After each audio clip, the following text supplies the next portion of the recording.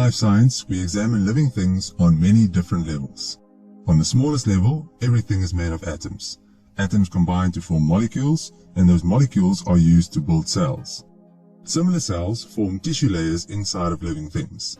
Different tissue layers combine to form organs and organ systems, and finally, if you put all that together, you have an organism. We've already looked at life on a molecular level, we've explored the structures inside of cells, and now we'll zoom out a bit further and have a look at the different tissue types found in living things. Specifically, in this video, we'll have a look at the types of tissue found in plants. But first, what is tissue? Tissue refers to a group of cells that is similar in their structure and has a very specific function.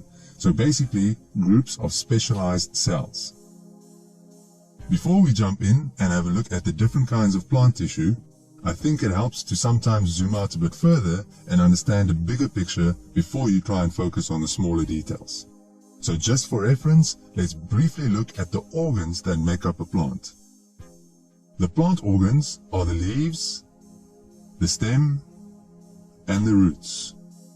Fruits and flowers are also organs, but we'll skip them for today.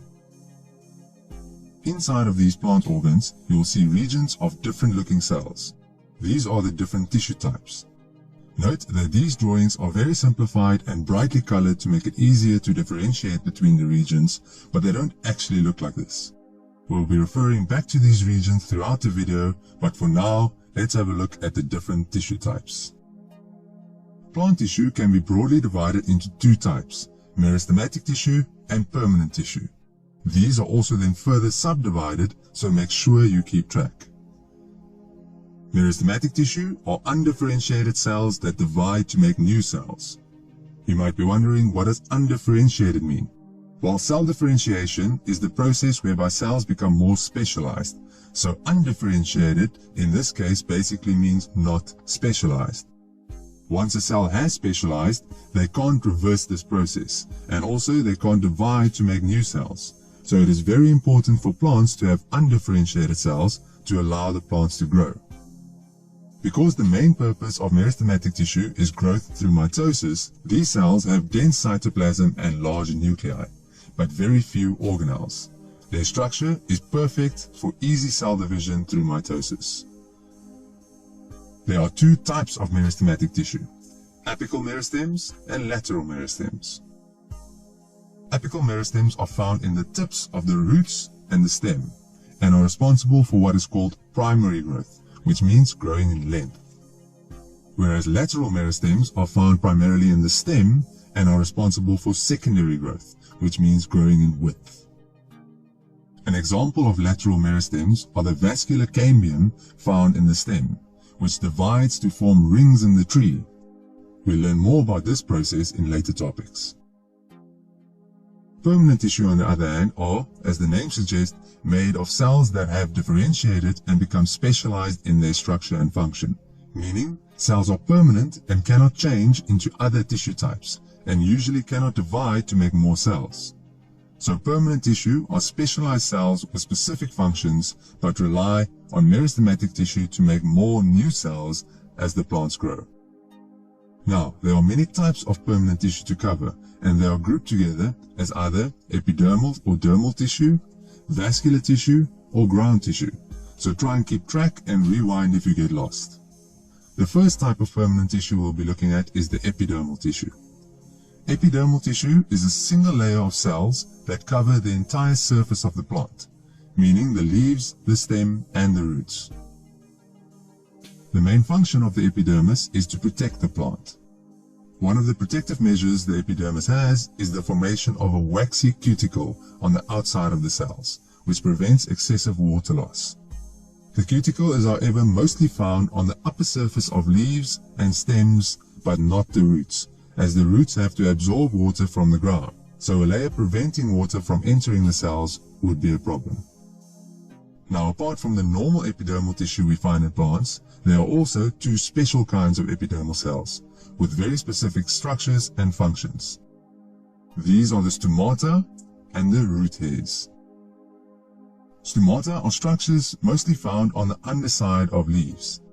Each stomata has two specialized epidermal cells called guard cells that open and close the space between the cells called the stoma to control the movement of gases between the leaf and the atmosphere. And this is very important for the plant, as the plant makes oxygen through photosynthesis and needs to get rid of the oxygen somehow. It also needs to take in carbon dioxide, which is needed for photosynthesis. But at the same time, if the pores remain open, it will lose a lot of water through the process of transpiration. So in order to control all these gases entering and exiting the plant, collectively referred to as gaseous exchange, the stomata open and closes in response to certain conditions in the environment. Each guard cell has a thicker inner cell wall and a thinner outer cell wall, which helps them in their function. Guard cells are also the only epidermal cells that have chloroplasts, along with the nucleus and vacuoles that helps the stomata open and close. The second special type of epidermal cell is the root hairs. However, this can be misleading, as these aren't actually hair, but rather extensions of the cell wall that looks like hair.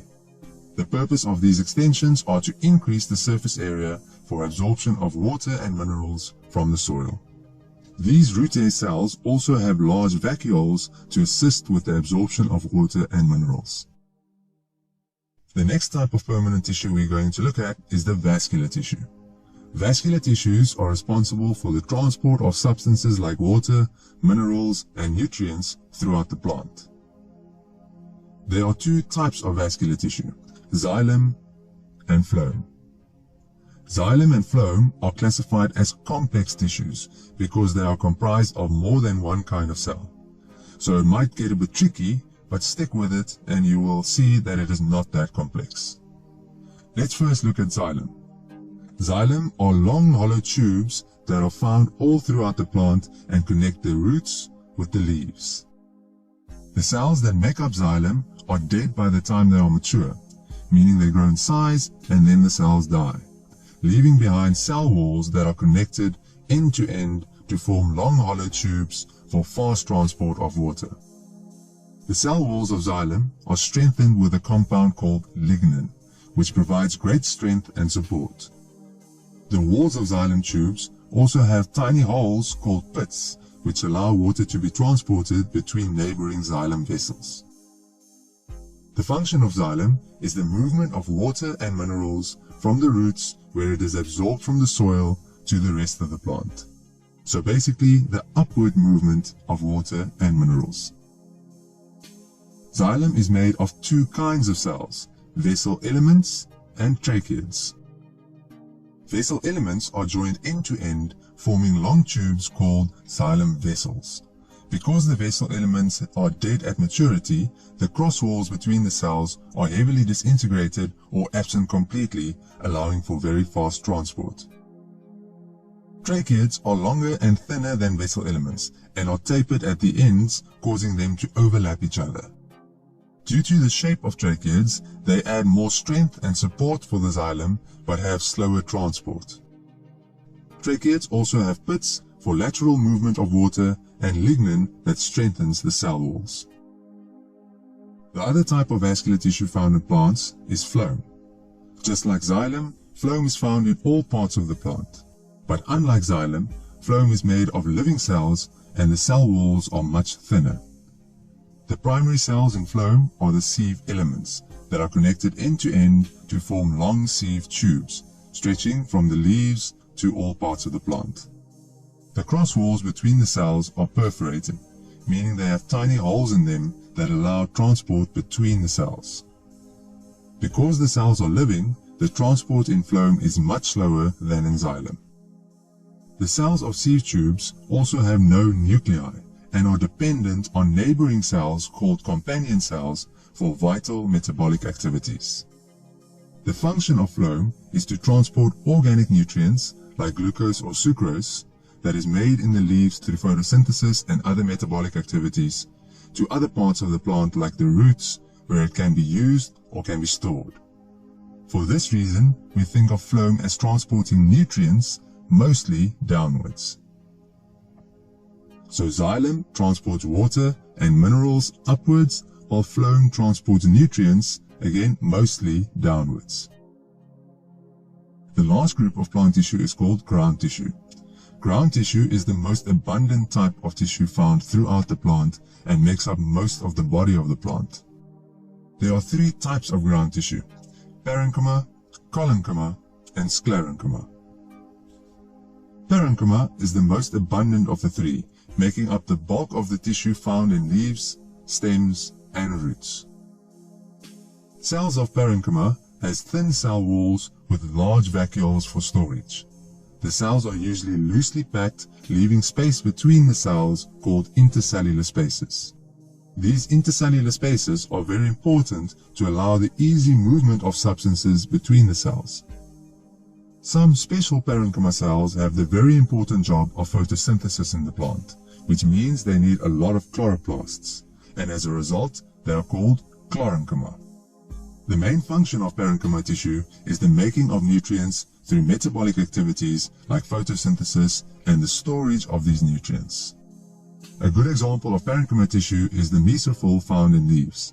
The spongy mesophyll cells have thin cell walls, a vacuole, and chloroplast that is characteristic of parenchyma tissue. It also has large intercellular spaces for gases to move through, allowing gaseous exchange between the leaf and the atmosphere.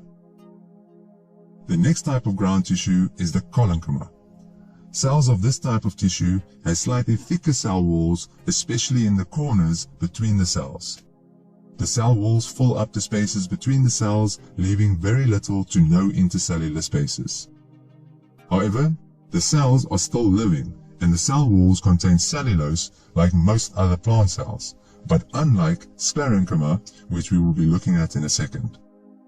Collenchyma is mostly found in younger plants, especially in the stem as it grows, giving the young plants some much-needed strength and support, thanks to the slightly thicker cell walls and the lack of intercellular spaces.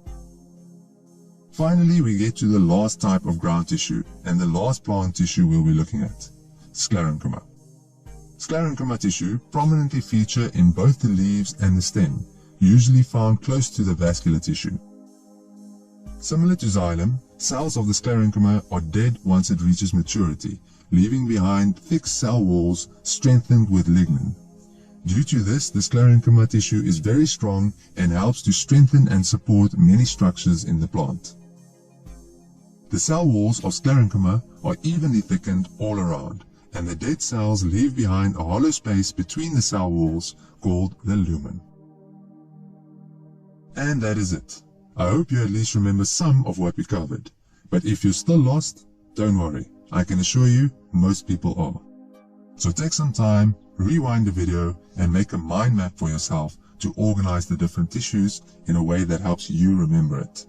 People often say life science is a language, and you can't expect to learn a new language in just 10 minutes. You have to practice it. So go over it as many times as you need, and good luck.